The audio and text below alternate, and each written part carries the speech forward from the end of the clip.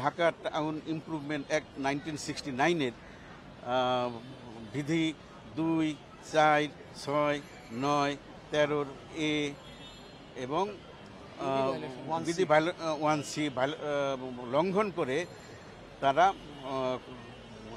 হলফনামা প্রদান না করে, মিথ্যা হলফনামা প্রদান করে তারা এই প্লটগুলা তারা নিয়ে হস্তান্তর করেছে তাদের বরাবরে। নিজে এবং তার পুত্র কন্যাকে তিনি প্লট হস্তান্তরের ব্যবস্থা করে দিয়েছেন। ঢাকায় তাদের একাধিক প্লট আছে, বাড়ি আছে।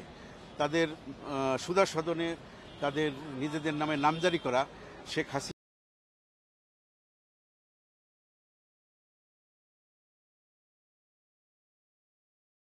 আছে, তারা খাজনা খারিজ প্রদান করেন। এই রাজুকের বিধিতে উল্লেখ আছে, স্পষ্ট উল্লেখ আছে যে নিজেদের নামে অথবা নির্ভরশীল অথবা পোষ্য কারো নামেই কোনো প্লট ঢাকা সহ আশেপাশের নারায়ণগঞ্জেও যদি থাকে তাইলে কোনো প্লট বা তারা প্রাপ্ত হবেন না। সেই ক্ষেত্রে শেখ হাসিনা তাদের ক্ষমতার অপব্যবহার করে প্রধানমন্ত্রী, সে রাষ্ট্রের গণপ্রজাতন্ত্রী বাংলাদেশ সরকারের একজন সাবেক প্রধানমন্ত্রী এবং রাষ্ট্রের সর্বোচ্চ অধিকারী হিসাবে ক্ষমতার অপব্যবহার করে তারা এই প্লটগুলা নিজ দায়িত্বে নিয়েছেন এবং রেজিস্ট্রি করে বকদখল করতেছে। হ্যাঁ, অবশ্যই এই ধারে আমাদের সাক্ষী তো বলেছে যে বলেছে যে শেখ হাসিনা সহ এটা খুশি করা প্লাস তারা ক্ষমতার অপব্যবহার করেই কাজটা করেছে। শেখ হাসিনার প্রভাবিত হয়ে আনুক করলে তারা কেউ নিজে লাভবান হওয়ার জন্য ক্ষমতার অপব্যবহার করছে, তারাও নিজেরা লাভবান হয়েছে।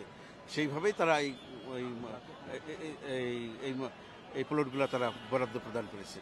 হলফনামায় তাদের কোনো প্লট নাই, তাদের কিছু নাই, ঢাকা শহর এবং নারায়ণগঞ্জে তাদের কোনো সম্পদ নাই বা জায়গা জমি নাই, এটা তারা হলফনামা দিয়েছে।